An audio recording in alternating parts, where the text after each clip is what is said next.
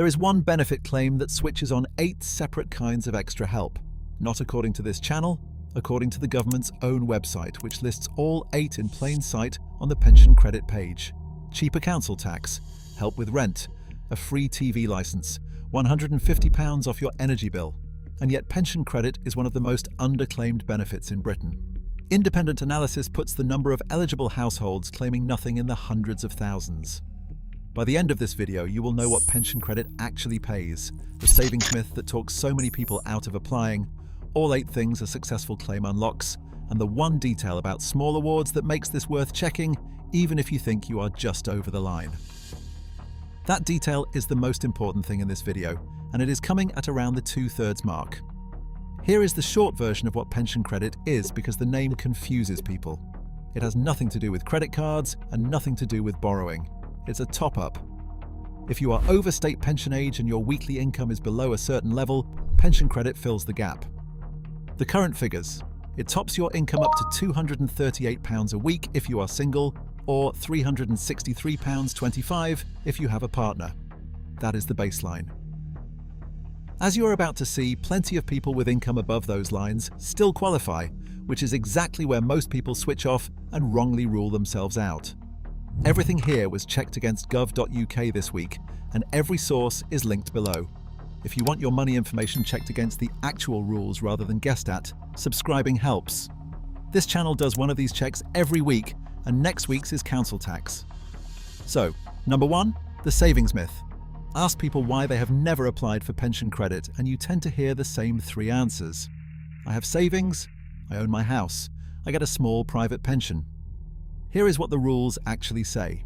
You can get pension credit even if you have other income, savings, or own your own home. That sentence is on the government's overview page, word for word. Owning your house is not counted against you at all. Savings are treated more gently than most people assume. The first £10,000 is ignored completely. Above that, every £500 counts as £1 of weekly income. So £11,000 in savings counts as just £2 a week. Having £12,000 or £15,000 put away does not disqualify you. It just nudges the calculation. And the private pension, it counts as income, yes, but if your total is still under the line, or close to it, the top-up applies. The people this catches out most are the ones sitting a few pounds over, who assume close means no. Hold on to that thought, because the extra amounts coming up in Section 2 exist precisely for them. 2 pieces of small print before we move on, because both change real claims. If you have a partner, you apply together and your income is counted together.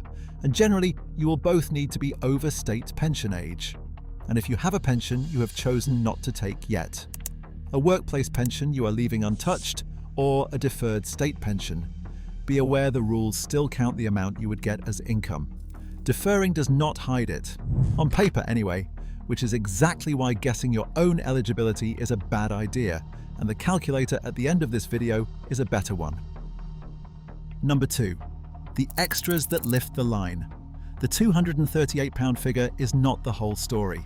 The government's own page says that if your income is higher, you might still be eligible if you have a disability, you care for someone, you have savings, or you have housing costs. In practice, that works through extra amounts stacked on top of the baseline. If you get Attendance Allowance, the benefit this channel covered last week, you could get an extra £86.05 a week through what is called the Severe Disability Edition, if you meet its conditions, such as living alone. Watch what just happened there. That is the gateway working in both directions. Attendance allowance is not counted as income for pension credit. It sits on a government list of ignored benefits, and at the same time it can raise the amount of pension credit you qualify for. 2 claims, each making the other stronger. If you missed last week's video, it is linked below, and the 2 really are designed to be understood together. If you care for someone and you get carer's allowance, or you claimed it but are not paid because another benefit overlaps, there is an extra £48.15 a week. And if you reached state pension age before April 2016 and saved into a pension, there is a separate strand called savings credit, worth up to £17.96 a week on its own. Small print, real money. Which raises the obvious question, what does all this unlock once a claim succeeds? That is next, and it is the reason this video exists. Number 3. The 8 unlocks. Read them as the government lists them. 1. Housing benefit, if you rent your home. 2. A council tax reduction. And for many people on the guarantee part of pension credit, that reduction is substantial. Next week's video covers exactly how far it can go. 3. Cold weather payments, paid automatically when the temperature drops low enough for a week. 4.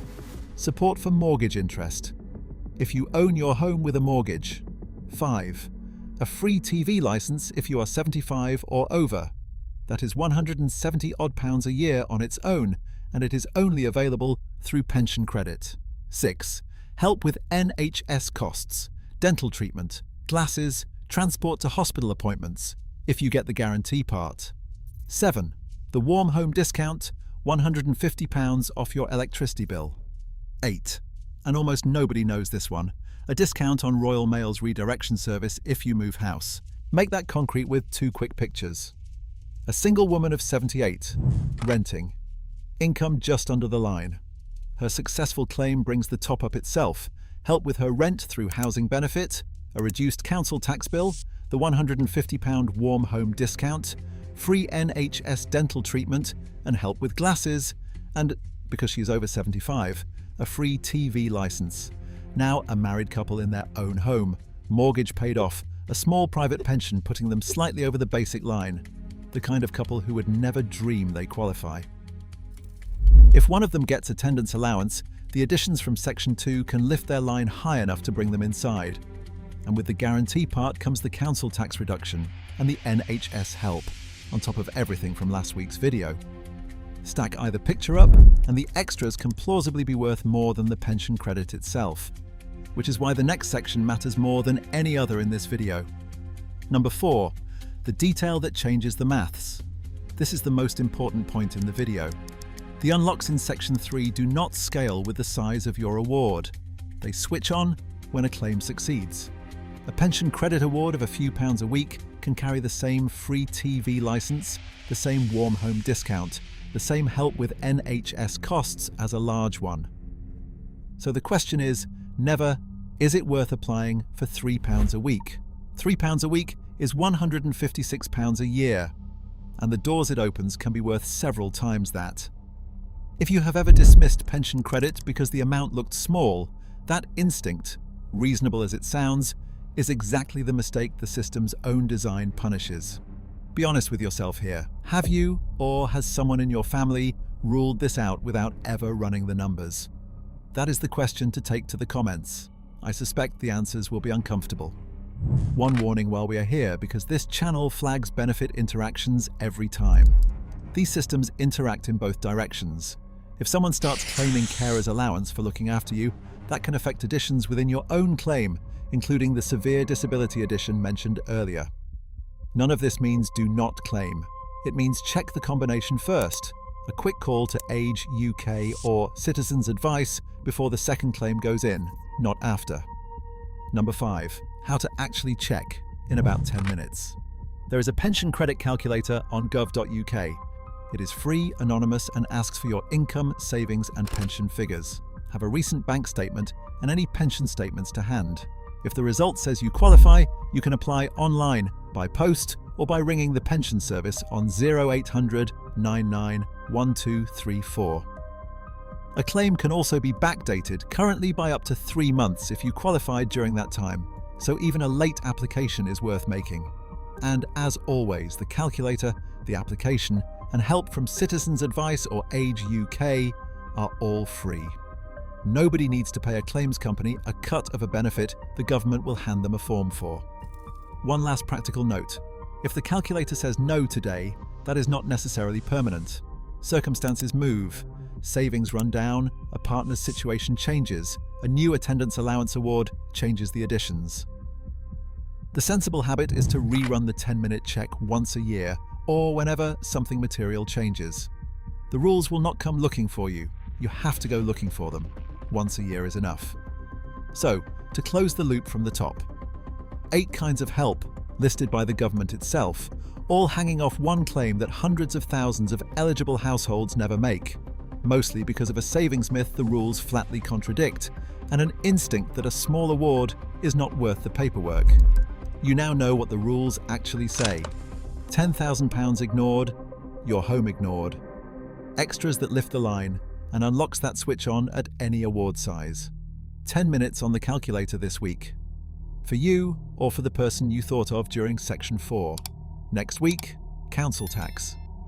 The discounts are real, some households pay nothing at all, and one of the least known reductions has nothing to do with income. It is about who lives in the house. If pension credit is the corridor, council tax is the first door off it.